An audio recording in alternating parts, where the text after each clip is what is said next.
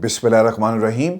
अस्सलाम वालेकुम नाज़रीन, मैं हूँ इरफान हाशमी और आपको प्रोग्राम में खुश आमदीद कहता हूँ। तारीफ़ ही उस रब्बुल इज़्ज़त के लिए जिसकी तरफ हम सब को लौट कर जाना है और जिसके हुजूर हम सबको एक दिन पेश किया जाएगा। दोस्तों, आज 20 जनवरी है, दिन है मंगल का, और आज की हमारी ये तीसरी वीडियो है।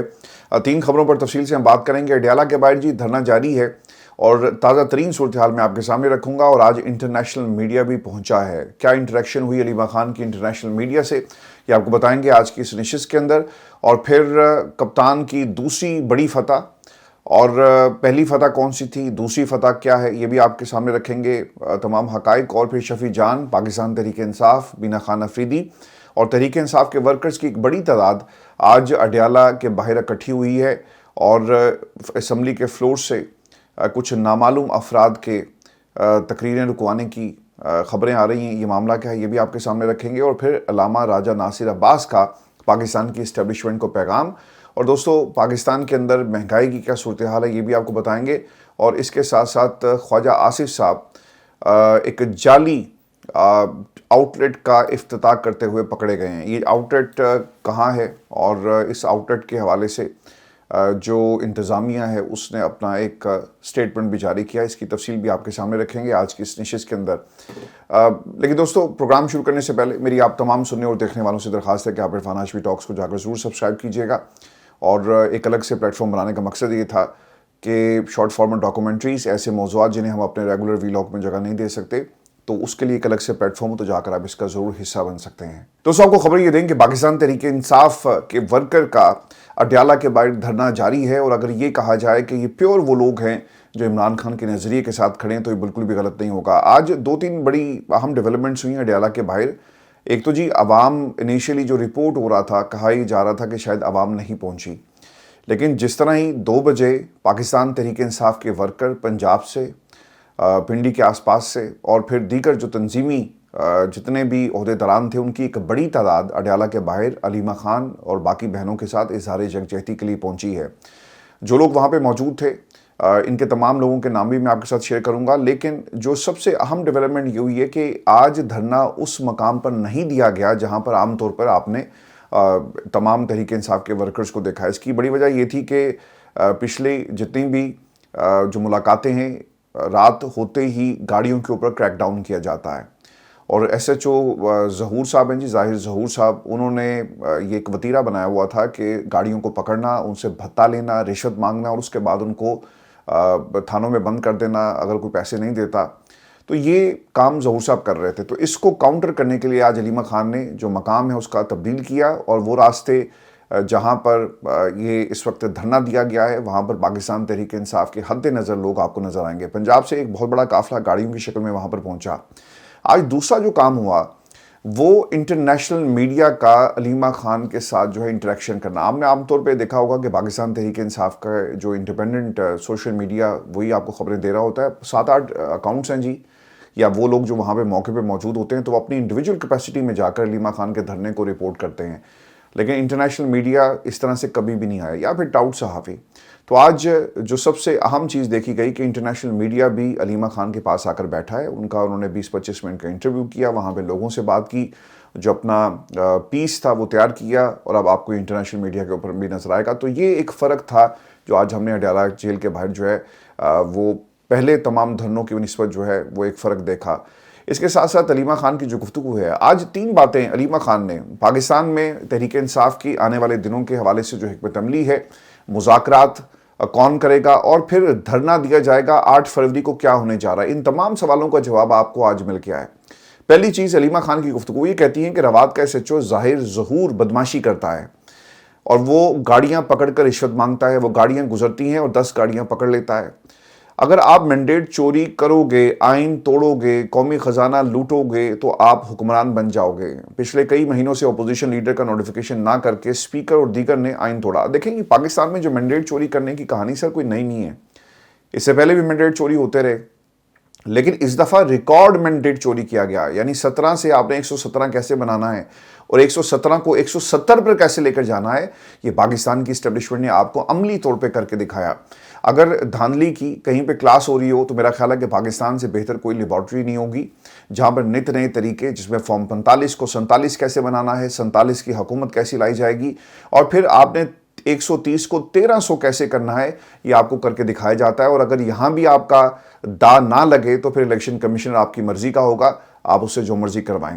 دوستو تمام ادارے مل کر اس حکومت کے اوپر انہوں نے اپنی مرضی کے لوگوں کو بٹھایا ہوا ہے۔ یہ ایسا لگتا ہے کہ یہ ایک ذاتیات کی جنگ ہے، اس میں پاکستان کہیں نہیں ہے۔ آج پاکستان کے حالات ہمیں یہ بتاتے ہیں کہ جس ملک کے اندر ایک پارلیمان جس میں اپوزیشن لیڈر کی تقرری کا نوٹیفیکیشن نہ ہو سکے، سر وہ حکومت کی جو آئینی حیثیت ہے وہ صفر ہو جاتی ہے۔ یعنی آپ پاکستان میں ایک حکومت، اس کے سامنے اپوزیشن اس لیے نہیں رکھنا چاہتا کہ ان پر تنقید ہوگی، ان کے مکروہ چہرے کو دکھایا جائے گا، ان کی پالیسیز کو جو ہے وہ تنقید کا نشانہ بنایا جائے گا، اس لیے انہوں نے نوٹیفیکیشن جاری نہیں کیا۔ اب بعض لوگ یہ کہہ رہے ہیں کہ یہ نوٹیفیکیشن جو ہوا اس کے پیچھے بھی کچھ ایک پریشر والی بات تھی۔ اب یہ پریشر تھا یا نہیں تھا یہ آگے چل کر اس سے پردہ اٹھائیں گے، لیکن علیمہ خان کی جو گفتگو ہے اس کا ایک اور حصہ وہ یہ کہتی ہیں کہ ہمیں سے ملاقات نہیں بلکہ عمران خان کی رہائی چاہیے۔ وہ پاکستان کا لیڈر ہے اور پاکستان اور پورا پاکستان عمران خان کی رہائی چاہتا ہے۔ دیکھیں یہ بہت دیر سے ملاقات کی بات ہو رہی تھی، ہم نے کبھی بھی علیمہ خان کے اس پلیٹ فارم سے یعنی دھرنے سے کبھی عمران خان کی رہائی کا یہ نعرہ اس طرح سے لگتے ہوئے نہیں دیکھا۔ میں نے آپ کو کل کہا تھا کہ مجھے لگتا یہ ہے کہ بہت جلدی یہ جو ملاقات کی جو ایک طرح سے کوشش علیمہ خان کرتی ہیں یہ رہائی میں کنورٹ ہوگی اور یہاں سے تحریک چلے گی۔ اور آج وہی ہوا، علیمہ خان نے عمران خان کی رہائی کا نعرہ لگا دیا۔ وہ یہ نہیں کہتی کہ میری ملاقات کا، وہ یہ کہتی ہیں کہ عمران خان کی رہائی کی جائے، چونکہ ان کے اوپر جھوٹے مقدمات جو بنائے گئے۔ تو اب دوستو اڈیالہ سے جو رپورٹ ہو رہا ہے اور جو گفتگو ہے علیمہ خان کی اور جو لائن آف ایکشن اڈاپٹ کیا گیا ہے وہ ہے عمران خان کی رہائی کی تحریک کا باقاعدہ طور پہ آغاز ہو چکا ہے۔ اور اس کا اگر کہا جائے کہ باقاعدہ افتتاح علیمہ خان نے کیا ہے تو یہ بالکل بھی غلط نہیں ہوگا۔ پاکستان تحریک انصاف کی باقی قائدین اس کو کب جوائن کرتے ہیں، یہ سب سے اہم سوال ہے۔ علیمہ خان یہ کہتی ہیں کہ کوئی حالات بہتر نہیں ہو رہے۔ آپ کو کس نے کہا کہ حالات بہتر ہو رہے ہیں؟ کیونکہ وہ اس سے جوڑ رہے تھے دو نوٹیفیکیشن کے ساتھ، ایک تو علامہ راجہ ناصر عباس صاحب کا بھی ایک نوٹیفیکیشن ہو گیا اور پھر اس سے پہلے اچکزئی صاحب کا نوٹیفیکیشن ہوا۔ علامہ راجہ ناصر عباس صاحب کو بہت بہت مبارک ہو، اور میں نے آپ کو پہلے کہا تھا کہ اگر ان کا نوٹیفیکیشن ہو گیا تو یاد رکھیے گا اس میں نواز شریف کا کوئی عمل دخل نہیں، کیونکہ اچکزئی کے ساتھ ان کے تعلقات، خیر انہوں نے اسے انکار بھی کیا، لیکن یہاں پر علامہ راجہ ناصر عباس صاحب کا بھی نوٹیفیکیشن ہوا ہے۔ اور آپ کتنی دیر اس چیز کو روک سکتے ہیں؟ دیکھیں باہر کی دنیا کا بھی ایک پریشر ہوتا ہے، جب آپ کسی جماعت کے خلاف کریک ڈاؤن کی بات کریں اور 26 نومبر کو دہرانے کی بات کریں اور کہیں کہ ہمیں اس کا ایک پورا ایکسپیرینس ہے اور ہم جانتے ہیں کہ ہمیں طاقت سے کیسے ان کو نمٹنا ہے، تو وہاں پر انٹرنیشنل یورپی یونین خاص طور پہ آپ کو یاد کروائے گا کہ بھائی جان انسانی حقوق کی خلاف ورزیاں آپ اگر کریں گے تو مشکل ہو جائے گا۔ تو ایک ایسی پارلیمان جس میں اپوزیشن ہی نہیں ہے وہ پارلیمان کیسے چلے گی؟ تو حالات سر بہتر نہیں ہوئے۔ انہوں نے کرنا تھا 6 مہینے کے بعد کیا، لیکن یہ کیسے ممکن ہے؟ ایک دن بھی اس سیٹ کو خالی نہیں رکھا جا سکتا، لیکن ذاتی انا اپنے مقاصد حاصل کرنے کے لیے سیٹیں خالی رکھی گئی۔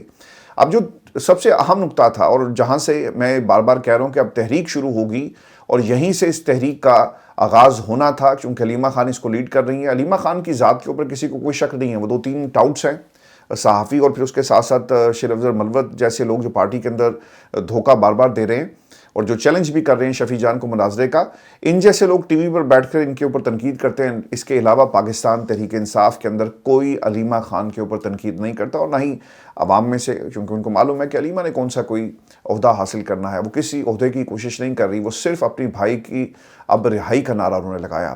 دوستو اگر آپ ان دنوں کو کاؤنٹ کریں تو آج میرا خیال ہے کہ 899 آلموسٹ 900 دن ہو گئے ہیں، 900 دن عمران خان کو جیل کے اندر ہو گئے، تقریباً پورے 3 سال ہونے کو آئے ہیں اور عمران خان کو رہا نہیں کیا گیا۔ آج پورا 1 مہینے سے زیادہ کا وقت ہو گیا قید تنہائی عمران خان کی ملاقات نہیں ہوتی، یعنی 3 مہینے 6 دن 96 دنوں میں باہر کی دنیا سے صرف 1 گھنٹہ رابطہ، وہ بھی میری بہن کی 20 منٹ کی 3 ملاقاتوں کا وقت ہے جو انہوں نے اس کا ذکر کیا۔ آپ نے ایسی فلموں میں دیکھتے ہیں کہ باہر ایک ایسے کیج میں آپ نے کسی کو بند کر دیا، قیدیوں کو، اور باہر کی دنیا سے رابطہ نہیں، باہر کی روشنی، ہوا، کچھ آپ کو پتہ نہیں کہ باہر کیا چل رہا ہے۔ اور جب وہاں سے قیدی بھاگنے کی کوشش کرتے ہیں تو پتہ چلتا ہے کہ جس مقام پہ ان کو قید کیا گیا وہ سمندر کے بالکل درمیان میں ایک جہاز ہے جہاں پہ ان کو قید رکھا ہوا ہے۔ ہم تو ایسی چیزیں فلموں میں دیکھتے ہیں، لیکن یہ سب کچھ عمران خان کے ساتھ ہو رہا ہے۔ دوستو، عمران خان نے اپنی زندگی کے 900 دن اور نہ جانے کتنے 900 دن ابھی وہ مزید جیل میں رہیں گے، وہ قربان کر دیے کہ پاکستان میں ہمارے جو بچے ہیں وہ زندگی آسانی سے گزار سکیں، ایک ایسا ملک ہو جہاں پہ جمہوریت ہو، جہاں پہ حقوق ملیں، جہاں پر بچوں کے حقوق جو ہیں اسے چھینے نہ جائیں۔ بہت آسان ہے نا کہ آپ ڈیل کر کے حکومت کے ساتھ ہاتھ ملا کر آج پاکستان کے اندر جو ہے وہ سب کچھ آپ کے پاس ہوتا، لیکن عمران خان نے یہ سب کچھ نہیں کیا۔ اس نے پاکستان کے طاقتور حلقوں کی آنکھوں میں آنکھیں ڈال کر یہ سزا کاٹ رہا ہے، اسی لیے قوم اس سے پیار کرتی ہے۔ یہ قربانی رائے گاہ نہیں جائے گی، انشاءاللہ ضرور اس کا نتیجہ نکلے گا، اور یہی تمام ٹولہ جو ہے نا یہ زور لگا رہا ہے کہ کسی طرح یہ قربانی رائے گاہ چلی جائے۔ تو لوگوں کو پتہ ہے کہ بہنیں کیوں میدان میں آئی، وہ خواتین جن کا کبھی ہم نے نام بھی نہیں سنا تھا، علیمہ خان کے بارے میں، کیونکہ وہ عمران خان کے ساتھ خبروں میں رہتی تھی، لیکن کبھی آپ نے نورین نیازی کا، عظمیٰ خان کا نام نہیں سنا۔ تو ان لوگوں نے، گھر کی خواتین جن کا صرف مقصد اپنے بھائی سے ملاقات تھا، اب یہ ایک بڑی تحریک میں کنورٹ ہو رہا ہے۔ آپ دیکھیے گا کہ آنے والے دنوں میں یہ جو عمران خان کی رہائی کا نعرہ آج لگا ہے یہ اب روز لگے گا۔ عمران خان سے ملاقات کے لیے اسلام آباد ہائی کورٹ میں دائر درخواست، اور سینیٹر اعظم سواتی، سینیٹر راجہ ناصر، سینیٹر فوزیہ ارشد اور سینیٹر دوست محمد اسلام آباد ہائی کورٹ پہنچ گئے، اور اس موقع پر جو گفتگو ہوئی، عمران خان اور بشرا بی بی کے مقدمات مقرر کرانے کے لیے پی ٹی آئی کے 22 سینیٹر سمیت 319 پارلیمنٹرین 15 مرتبہ اسلام آباد ہائی کورٹ آ چکے ہیں۔ اب دیکھنا یہ ہوگا کہ یہ جو 319 پارلیمنٹرینز کا ذکر کر رہے ہیں یہ بات کتنی سچی ہے، کیونکہ یہ کر کون رہا ہے؟ بیرسٹر گوہر 15 مرتبہ اسلام آباد ہائی کورٹ آئے۔ چیف جسٹس پاکستان سے انصاف کا مطالبہ کرتا ہوں کہ 16ویں مرتبہ نہ ہونے دیں اور عمران خان کے مقدمات سماعت کے لیے مقرر کریں۔ جب آپ کے پاس یہ موقع تھا نا عمر عطا بندیال کی عدالت میں جانے کا، جب آپ کے پاس موقع تھا کسی اور کی عدالت کے باہر دھرنا دینے کا، جب آپ کے پاس موقع تھا الیکشن کمیشن کے باہر بیٹھ کر اس کا گھیراؤ کرنا اور پریشر ڈالنا، اس وقت یہ آپ کو یاد نہیں تھا۔ آپ نے سسٹم کو ڈھیل دی، آپ نے موقع فراہم کیا، اور بیرسٹر گوہر آج پاکستان میں 26ویں 27ویں ترمیم اور جو بھی ظلم ہوا نا عمران خان کے ساتھ، اس میں آپ کا بھی اتنا ہی ہاتھ ہے جتنا پاکستان کی اسٹیبلشمنٹ کا ہاتھ ہے۔ آج دوستو علامہ راجہ ناصر عباس صاحب، انہیں اپوزیشن لیڈر نوٹیفیکیشن کا جاری کر دیا گیا ہے، اور عمران خان کے سچے سپاہیوں میں سے علامہ راجہ ناصر عباس صاحب باوفا لوگ ہیں جنہوں نے وفا کی اور عمران خان کے نظریے کے ساتھ کھڑے رہے۔ ان کے اپنی جماعت کے لوگ نہیں کھڑے ہوئے، لیکن علامہ راجہ ناصر عباس صاحب کو اپوزیشن لیڈر جو ہے وہ عمران خان نے نومینیٹ کیا، اس کے بعد نوٹیفیکیشن جس کا ہو گیا ہے۔ علامہ راجہ ناصر صاحب کی تقریر پارلیمان کے اندر سینٹ پہ 6 باتیں انہوں نے پاکستان کی اسٹیبلشمنٹ، آنے والے دن، پاکستان اور تحریک انصاف 8 فروری کو کیا کرنے جا رہی ہے، اور پھر حکومت کو انہوں نے کچھ باتیں جو ہیں ان کے حوالے سے کی ہیں۔ پہلی چیز واضح کرنا چاہتا ہوں، غور سے سنیے گا، چونکہ علامہ راجہ ناصر عباس اور اچکزئی صاحب پہ اب آپ نے نظر رکھنی ہے، چونکہ آنے والے دن تحریک کو کون لیڈ کرے گا ان دونوں صاحبان کے اوپر منحصر ہے، کیونکہ 8 فروری کی کال ان کی ہے، اور پاکستان تحریک انصاف نے اپنی 8 فروری کی کال کے حوالے سے اپنی پوزیشن کو واضح کر دیا ہے۔ اور یہ عمران خان کا مقدمہ پارلیمان کے اندر کیسے لڑیں گے یہ بھی ہمیں اب دیکھنا ہوگا۔ علامہ راجہ ناصر عباس یہ کہتے ہیں کہ واضح کرنا چاہتا ہوں کہ میں عمران خان کا باوفا ساتھی ہوں، مجھے سینیٹر بھی اسی نے بنایا، کبھی بھی اصولوں پر سمجھوتا اور آئین کی خلاف ورزی نہیں کروں گا۔ پاکستان کی حفاظت، اس کی سلامتی کے لیے جو بھی میرے سے ہو سکا وہ ضرور کریں گے۔ لوگوں کا سسٹم سے اعتبار اٹھ چکا، جب بھی کوئی سسٹم عوام کا اعتماد کھو دیتا ہے اس کی سافٹ اور نیشنل پاور ختم ہو جاتی ہے۔ یہ طاقت گولیوں، ٹینکوں، جہازوں، توپوں سے نہیں بنتی۔ موجودہ سیاسی بحران ایک ہی حل ہے کہ عمران خان کو رہا کیا جائے۔ آج عمران خان سب سے زیادہ پاپولر لیڈر ہے، نیشن بلڈنگ کے لیے پاپولر لیڈر کا ہونا بہت ضروری ہے۔ عمران خان ہمیں ایک قوم بنا سکتا ہے، عمران خان پورے پاکستان کو یکجا کر سکتا ہے۔ آج انہوں نے تصویر بھی پکڑی ہوئی تھی ان کے پاس جو آس پاس لوگ تھے، اور وہ عمران خان کا یعنی جو مقدمہ ہے وہ اسی طرح لڑ رہے تھے جس طرح وہ پاکستان تحریک انصاف کا حصہ ہوں، عمران خان کی جماعت کا حصہ ہوں۔ دوستو اس پورے ماحول میں آپ نے حامد رضا صاحب کو نہیں بھولنا۔ حامد رضا صاحب کی سر بہت قربانیاں ہیں، پاکستان تحریک انصاف کے اندر تو کوئی ان کا نام بھی نہیں اب لیتا، تو حامد رضا صاحب کو مت بھولیے گا، اپنے اپنے پلیٹ فارم پر جہاں بھی آپ بات کر سکیں آپ ضرور کیجیے گا۔ آج پھر جو چوتھی بات انہوں نے کہی کہ کیا ہم سر پر قرآن رکھ کر کہہ سکتے ہیں کہ اسٹیبلشمنٹ کا سیاست میں کوئی کردار نہیں؟ ہر ایک کو اپنے حلف میں جانا ہوگا۔ ہمارا کیا جھگڑا ہے، کسی کو حق حاصل نہیں کہ لوگوں کو اٹھا کر جیل میں ڈال دے۔ آپ کا کام ملک کا دفاع ہے اور وہ آپ کام کریں۔ یہ تقریر ویسے انہوں نے سینسر کر دی ہے، یہ جو میں آپ سے باتیں کر رہا ہوں یہ ٹی وی پہ نہیں چلی، تو اس لیے اس کو غور سے سنیے گا۔ ڈونلڈ ٹرمپ کہتا ہے کہ میں بہت طاقتور ہوں، اس نے وینزویلا کے صدر کو اٹھایا اور کہہ رہا ہے کہ میں ایران پر حملہ کروں گا، اور تم ہو کون، کہاں سے آئے ہو؟ پاکستان کو ان معاملات پر بحث کرنے کے لیے ہمسائے ممالک کا اجلاس بلانا چاہیے. دیکھیں یہ جو ایران کا معاملہ ہے اور علامہ راجہ ناصر عباس صاحب نے اس کو اٹھایا, یہ کوئی اتنا سادہ معاملہ نہیں ہے. ایران کے اوپر خدا نہ خواستہ اگر حملہ ہوا تو پاکستان کی سالمیت خطرے میں پڑ سکتی ہے. میں آپ کو بار بار کہہ رہا ہوں, کیونکہ وہ جو صاحب ہیں ڈونلڈ ٹرمپ صاحب, وہ انہیں انعام نہیں ملا, نوبل انعام کس نے دیا, تو انہوں نے کہا جی کہ آج کے بعد نوبل انعام کی بات ہی نہیں ہوگی, اب صرف جنگ کی بات ہوگی. تو وہ ایسا بندہ ہے, وہ بزنس مین سر, اپنے بزنس کو بڑھانے کے لیے کچھ بھی کرتا ہے, ڈیلیں کرے گا, رشوتیں دے گا, لوگوں کو جو ہے وہ سائڈ پہ کرے گا, اور اپنے راستے میں آنے والی ہر چیز کو تباہ و برباد کر دیتا ہے. وہ ملک ایک بزنس کی طرح چلا رہا ہے ڈونلڈ ٹرمپ جو ہے. تو اگر اس نے ایران کے اوپر حملہ کیا تو that will be a business venture. طاقت, تیل اور اس خطے کے اندر اپنا کنٹرول اور اسرائیل کو ٹیک اوور کروا دینا. پھر باری کس کی ہے؟ افغانستان تو وہ 20 سال سے بیٹھے ہوئے تھے, اپنا شوق بھی انہوں نے پورا کر لیا. وہ اس طرف آئے اور پاکستان کیونکہ سپورٹ کر رہا تھا, اس حد تک آئے کہ سپورٹ ملتی رہے گی اور ہم وہاں جاتے رہیں گے. اور پھر ڈرون حملے, اور وہاں سے وہ تو چلے گئے لیکن دہشت گردی ادھر آ گئی, جس کا ذمہ پاکستان تحریک انصاف پر ڈال دیا جاتا ہے. اپنے 78 برسوں کی پالیسیوں کو دیکھو, اپنے گریبان میں جھانک کر دیکھو, تمہیں پتہ چلے گا کہ کس کا قصور ہے. اگر خدا نہ خواستہ ایران کے اوپر حملہ ہوا تو کتنے گروپس پیدا ہوں گے, خانہ جنگی شروع ہو جائے گی. کیونکہ یہ ممکن نہیں ہے کہ ایران کے اندر سارے جو ہیں وہ ایک ہی حکومت کے ساتھ کھڑے ہیں. ایسا نہیں ہے, وہاں پر بھی بہت سارے گروپس ہیں, وہ سب ایکٹیو ہو جائیں گے, ان کو اسلحہ فراہم کیا جائے گا, خانہ جنگی شروع ہو جائے گی. پھر دیگر جو دہشت گرد جو تنظیمیں ہیں ان کی انٹری ہوگی. اور پھر یہ کیسے ممکن ہے کہ ایران کا بارڈر جو ہے پاکستان سے جو جڑا ہوا ہے وہاں پہ دہشت گردی نہ ہو اور دہشت گرد ادھر نہ آئیں. پھر انہوں نے دیکھتے دیکھتے کہنا ہے کہ اب بلوچستان میں بھاگ کر چلے گئے, ہم ان کا تعاقب کریں گے. اور پھر آپ کیسے روکیں گے؟ آپ نہیں روک سکتے, آپ کو بیسز دینی پڑ جائیں گی. اور پھر بلوچستان کے حالات پہلے ہی صحیح نہیں ہیں, وہاں پہ دن کی روشنی میں نہیں آپ جا سکتے. تو آج آپ اگر ایران کے معاملے میں اگر آپ سنجیدگی نہیں دکھاتے, یا آپ کی کوئی پوزیشن نہیں ہوتی, تو اس کی ایک بھاری قیمت ہمیں ادا کرنا پڑ سکتی ہے, اللہ نہ کرے. پنجاب میں سر جو کچھ ہوا, چونکہ یہ طریقہ تحفظ یعنی پاکستان کے پلیٹ فارم کو ایکٹیو اس لیے کیا گیا تھا کہ لوگوں کو موبلائز کیا جائے, اور 8 فروری کے حوالے سے جو کال ہے وہ بھی اسی کا ایک سلسلہ ہے. انہوں نے پنجاب کی حالات کے حوالے سے کہا کہ ہم پنجاب گئے, راستے میں ہماری گاڑیوں کو توڑا گیا. یہ کون سا قانون ہے؟ ہم تو پرامن تھے. کیا کسی نے پوچھا کہ ایسا کیوں ہوا؟ کیا لوگوں کی آوازوں کو دبا کر سسٹم چلائیں گے؟ رانا صاحب جی میدان میں آئے, انہوں نے آ کر کہا کہ یہ پہلی دفعہ تو نہیں ہوا نا الیکشن چوری. یعنی وہ کہنا ہی چاہتے تھے کہ اگر تاڑا الیکشن چوری ہو گیا ہے تو ساڈا بھی تو ہوا سی. لیکن رانا صاحب, ایسا الیکشن پاکستان کی تاریخ میں کبھی چوری نہیں ہوا. 17 کو 170 تک کیسے لے کر جانا ہے, اور پھر 130 کو 1300 کیسے بنانا ہے, نواز شریف کے حلقے کو جہاں سے وہ ہارے ہوئے تھے اس کو جیت میں کیسے کنورٹ کرنا ہے, یہ پہلے کبھی ایسا نہیں ہوا. نہیں یقین تو آپ تو ویسے خود بھی ہارے ہوئے ہیں نا, آپ کون سا کوئی الیکشن جیتے تھے. وہ کہتے ہیں جی کہ 8 فروری کو جو کچھ ہوا, کیا یہ ملک میں پہلی بار ہوا ہے؟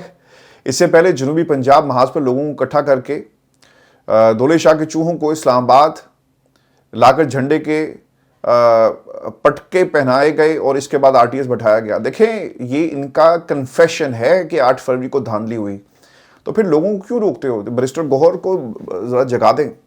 بیرسٹر گوہر کو کوئی جا کر جگائے اور اسے کہے کہ تم نے جو الیکشن کا گھراؤ نہیں کیا الیکشن کمیشن کا, دیکھو آج جو اس کے بینیفیشری تھے وہ پارلیمان کے فلور پر کھڑے ہو کر کہہ رہے ہیں کہ 8 فروری کو جو کچھ ہوا یہ ملک میں پہلی دفعہ نہیں ہوا, یعنی دھاندلی ہوئی ہے, اور ہم تسلیم کرتے ہیں کہ دھاندلی ہوئی ہے. عمران خان کے دور میں بھی جیل میں موجود سیاسی رہنماؤں کے خلاف بیانیہ بنایا جاتا تھا, یہ ڈاکو ہیں, یہ چور ہیں, اور یہ تو پوری دنیا میں منشیات سے بغل کرتے ہیں. کیا اس وقت کی عدلیات سے انصاف کی توقع کی جا سکتی تھی؟ وزیر اعظم آفس کے باہر سیاستدان ہی دھرنا دیتا ہے, سیاستدان ہی کہتا ہے کہ میں سیاستدان کو گریبان سے گھسیٹوں گا. کیا اسٹیبلشمنٹ یہاں سیاسی جماعتوں سے دھرنے کرواتی ہے؟ اور وہ دھرنے نہیں کرواتی, وہ دھرنے بھی کرواتی ہے لیکن وہ حکومتیں حوالے کر دیتی ہے. آپ نے کبھی سوچا ہوگا, پاکستان کی تاریخ میں میرا خیال ہے کبھی ایسا نہیں ہوگا, جو سلوک بلوچستان کے ساتھ ہم 78 برسوں میں کرتے ہیں, آج کی تاریخ میں وہی سلوک ہم KPK سے کر رہے ہیں. آپ تمام صوبوں کے وزراء اعلیٰ کی تعریف کرتے ہیں لیکن KPK کے وزیر اعلیٰ کی تعریف نہیں کرتے. اور کیوں تعریف نہیں کرتے؟ کیونکہ وہ آپ کے خلاف بات کرتا ہے, وہ آپ سے سوال کرتا ہے. آج اسد کیسر صاحب نے اس کی حقیقت بتائی کہ وہ پڑھا لکھا نوجوان ہے, MPhil اکنامکس کے اندر فائنل سیمسٹر کے اندر وہ ہے جس کو آپ یہ باتیں کر رہے ہیں. تو اس کے اوپر طلال چودھری نے کہا کہ ہم سنتے تھے کہ بزدار جو ہے وہ ایک پسماندہ علاقے سے آیا, اسے نہیں پتا کہ کرپشن کسے کہتے ہیں. پھر اس کے قصے شروع ہو گئے. لیکن جو مناظر ہمیں دیکھنے کو مل رہے ہیں, کچھ ویڈیوز سہیل افریدی کی, عورتیں زمین پر بیٹھی ہوئی تھی، اس نے اپنے آس پاس لوگوں کو کہا کہ خبردار تم میں سے کوئی اس وقت تک کرسی پہ نہیں بیٹھے گا جب تک میری مائیں بہنیں بیٹیاں کرسی پر نہیں بیٹھ جاتی۔ یار ہم کوئی جدی پشتی پاکستان کی عوام سارے کوئی ہم امیر تو نہیں ہیں، ہم سب غریب ہیں۔ کوئی حالات کا غریب ہے، کوئی اخلاق کا غریب ہے، کوئی قسمت کا غریب ہے، کوئی تعلیم کا غریب ہے۔ یعنی آپ کو غربت کی نا مختلف ورائٹیز ملیں گی پاکستان میں۔ یہ جو پکچر ہمیں دکھائی جاتی ہے مریم نواز کے پہناوے، خاندان، شاہی خاندان، ڈرون، یہ کیوں دکھایا جاتا ہے؟ ہماری غربت کا مذاق اڑانے کے لیے دکھایا جاتا ہے۔ ہمارے پاس اپرچونٹیز نہیں پاکستان میں، اس لیے سب کچھ دکھایا جاتا ہے۔ ہمارے جو شہری ہیں وہ پلازوں کی آگ میں ایندھن بن گئے، لیکن تمہیں ہوش نہیں آیا۔ تمہاری پالیسیز، تمہارے ادارے، تمہارا گڈ گورننس کا جھوٹا نعرہ، آج لوگوں نے ویڈیوز شیئر کی ہوئی تھی اس مقام سے جہاں پر آگ لگی تھی اور جن فائر بریگیڈ کی گاڑیوں سے یہ آگ بجھائی جا رہی تھی، جو وقت پہ تم پہنچا نہیں سکے۔ تمہارا کام تھا کہ صرف وقت پہ پہنچا دیتے تو آگ شاید بجھ جاتی۔ اس کے اوپر عمران خان کی تصویریں لگی ہوئی تھی۔ عمران خان آپ کا شکریہ، gift for the people of Karachi, اس کے اوپر بڑے بڑا نا وہ لوگو لگے ہوئے ہیں۔ آپ کو کس نے حق دیا کہ پاکستان میں غریبوں کا مذاق اڑائیں، اپنی مہنگی شادیاں؟ آپ کو میرا خیال ہے کہ یہ سوشل میڈیا جو کریز ہے نا، یہ آپ میں سے بھی نہیں جا رہا۔ اللہ تعالیٰ سب کے بچوں کی خوشیاں ان کے بڑوں کو دیکھنے کی توفیق عطا کرے، لیکن جب آپ حکمران بن جاتے ہیں لوگ آپ کی طرف دیکھتے ہیں۔ یہ کوئی سیلیبریٹی والا معاملہ نہیں ہے، آپ خادم ہیں لوگوں کے، آپ کے پاس اقتدار ہے، آپ حکمران نہیں ہیں۔ آپ کو پاکستان کی عوام کو جواب دینا ہے۔ آپ جب اس طرح سے مہنگی شادیاں دکھائیں گے اور دنیا کو بتائیں گے کہ دیکھو اسے کہتے ہیں شاہی خاندان، اسے کہتے ہیں شاہی شادی، اسے کہتے ہیں کہ پورے ملک کی جو بیوروکریسی ہے، پورے ملک کی جو کریم ہے، ٹاپ ایلیٹ جو ہے وہ یہاں پہ آ کر بیٹھی، اسے کہتے ہیں پاور۔ اس کا سر عوام سے کوئی تعلق نہیں ہے۔ عوام کے لیڈر عوام کے درمیان جا کر یہ کہتے ہیں کہ میری ماؤں، بہنوں، بیٹیوں کو اگر کرسیاں نہ ملی نا تو تم بھی کرسی پہ نہیں بیٹھو گے، اس لیے وہ آپ کو اچھا نہیں لگتا۔ تو یہ کہانی ہے سر عام آدمی کی۔ طلال چودھری صاحب نے جو باتیں کہی ہے، اب یقین کریں جو یہ کام کر رہے ہیں ان کا تو مجھے نام لینے کا بھی دل نہیں کرتا، لہٰذا اس کے اوپر ہم فل سٹاپ لگائیں گے۔ آگے امریکہ کے حوالے سے اعظم سوادی صاحب نے کہا کہ میرا پورا کاروبار امریکہ میں ہے، پورے وثوق سے کہتا ہوں کہ آپ جس ہاتھی پر چڑھنے جا رہے ہیں وہ تھوڑی دیر کے لیے آپ کو سواری کرنے دے گا لیکن بعد میں پاؤں کے نیچے رون دے گا، جیسا اس نے صدام کو مڈل ایسٹ کا آئرن لیڈر کہا اور پھر اس کا اختتام پھانسی کے تختے پر۔ وہ اللہ تعالیٰ نہ کرے جی ایسے حالات ہوں، لیکن ہم نے کوئی کسر نہیں چھوڑی۔ آپ کو دوستوں میں یہ بھی خبر دوں کہ ایمان مزاری کی گرفتاری کا یہ معاملہ ہے، اور تفصیلات کے مطابق ایمان مزاری اور ہادی علی چٹھا کی اسلام آباد ہائی کورٹ نے ٹرائل کورٹ سے منسوخ کردہ ضمانت بحال کر کے انہیں متعلقہ عدالت کے سامنے پیش ہونے کا آرڈر کیا۔ جج افضل منجوکا کا آرڈر اسلام آباد ہائی کورٹ نے دوسری بار درست نہ ہونے کی وجہ سے کالعدم قرار دیا، لیکن اسلام آباد پولیس دونوں کو کسی اور مقدمے میں گرفتار کرنے کی تیاری کے لیے آج صبح سے وہاں پہ موجود تھی۔ اور نیا مقدمہ کیا ہے؟ ایمان مزاری اور ہادی علی چٹھا کی گرفتاری کے لیے نیا مقدمہ جی سامنے آیا، لیکن یہ مقدمہ 26 جولائی 2025 کا ہے، جو بلوچ مسنگ پرسنز کی فیملی کے پریس کلب کے باہر احتجاج میں ہونے والے مبینہ واقعے پر بنایا گیا، جس میں سنگین جرائم کے ارتکاب کا الزام عائد ہے۔ حیران کن بات یہ ہے کہ 6 ماہ تک ایسے سنگین جرائم کا ارتکاب پر پولیس نے کوئی کارروائی نہیں کی، گرفتاری عمل میں نہیں لائی گئی، بلکہ ایف آئی آر میں بھی جو ہے وہ یعنی ایف آئی آر بھی ریکارڈ کے اوپر موجود نہیں تھی۔ ایڈوکیٹ ایمان مزاری اور ایڈوکیٹ ہادی علی چٹھا کی نئی دہشت گردی کے مقدمے میں گرفتاری کے لیے اسلام آباد پولیس ہائی کورٹ پہنچی تو ہائی کورٹ بار کے صدر جی ایڈوکیٹ واجد گیلانی صاحب، انہوں نے ان کے بار کا جو مرکزی دفتر تھا وہ کھول دیا اور انہوں نے کہا جی کہ یہاں سے پولیس آپ کو کسی صورت بھی گرفتار نہیں کر سکتی، اور پھر وہ ان کو اندر لے کر چلے گئے۔ اگر آپ دیکھیں نا شری مزاری صاحب آج آئی، ان کے ہاتھ میں 2 بیگ تھے، انہوں نے کہا جی کہ میں اپنی بیٹی کو دینے کے لیے آئی ہوں، اور ماں اوبیسلی ایسی ہوتی ہے جی، تکلیف ہو تو وہ ظاہر سی بات ہے اولاد کے لیے۔ لیکن ایک بات یاد رکھیے گا، یہ جو عمران خان قربانی دے رہا ہے نا، میں نے یہ بات کرنی نہیں تھی لیکن میں ضرور کروں گا۔ شری مزاری صاحبہ نے کہا کہ میری بیٹی ہے، میں مشکلات ہیں اور آپ کو پتہ ہے کہ مشکل ہو گیا، یہ باتیں کر کے انہوں نے اپنے آپ کو پاکستان تحریک انصاف سے الگ کر دیا۔ یہ کیسی قیادت ہے؟ یہ کیسے لوگ ہیں؟ کس مٹی کے بنے ہیں؟ جب حکومت تھی تو آپ نے منسٹریز انجوائے کی، آپ نے پروٹوکول انجوائے کیا، آپ نے سب کچھ انجوائے کیا، لیکن جب مشکل آئی تو آپ چھوڑ کر چلے گئے۔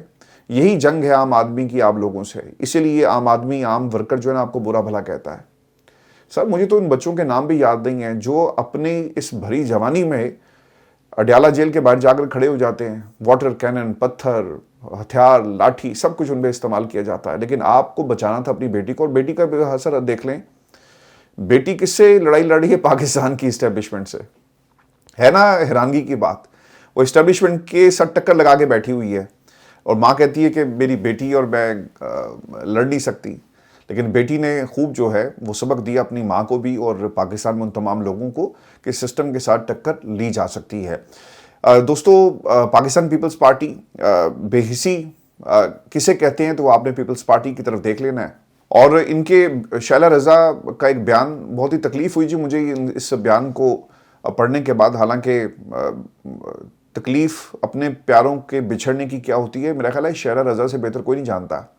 खैर वो मौका नहीं है बात करने का, लेकिन वो क्या कहती हैं कि पीपल्स पार्टी, न्यूजीलैंड में आग लगी तो 40 अफराद हलाक हो गए, लाहौर में फी सेंटर में 3 मरतबा आग लगी, लेकिन इस पर कोई सियासत ना की गई। ये आग है, हो जाता है, नहीं होता ऐसा। आपने कभी कोशिश ही नहीं की कि एक शहर जिसको 200 गाड़ियां चाहिए, वहां पे 28 गाड़ियां, वो भी इमरान खान ने गिफ्ट की थी कराची को। तुम लोगों ने क्या दिया? क्या बिलावल की जेब में इतने पैसे नहीं है कि वो अपनी जेब से पैसे निकाल के कराची को तोहफा दे सके गाड़ियों का? नहीं देगा। कराची की सड़कें, क्या ये जो सड़कें बन नहीं सकती? क्या पाकिस्तान पीपल्स पार्टी के पास पैसा नहीं है?